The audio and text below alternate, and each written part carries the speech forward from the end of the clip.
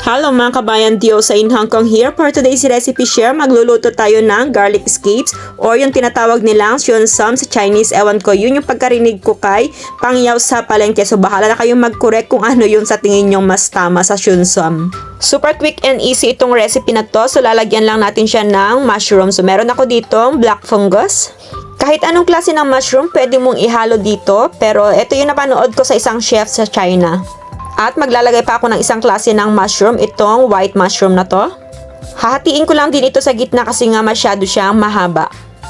And dagdag rekado, mag-slice din ako dito ng red pepper. Hindi po yan maanghang. So, depende na rin sa iyo kung gusto mo gumamit ng maanghang na pepper. Plus, yung bawang, i-mince ko lang din ito.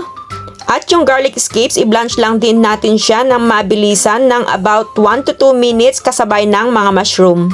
And make sure din mga kabayan na hindi ma-overcook yung ating garlic scapes. Ngayon naman, simulan na nating maggisa. Una, nilagay ko yung aking minced garlic. Igisa lang natin ng kaunti hanggang sa maging aroma yung amoy ng ating garlic at ilalagay ko na yung aking mga vegetables and mushroom dito.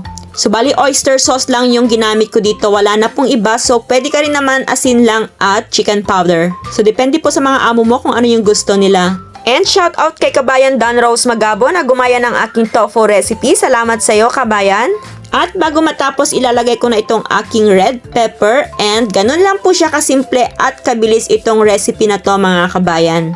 By the way, salamat nga pala sa mga kabayan dito sa Hong Kong na mga gumagaya sa mga niluluto ko. Maraming salamat po sa inyo. And that's all for today's recipe share of Dio sa Kusinera. Thank you for watching. See you on my next vlog. Bye bye!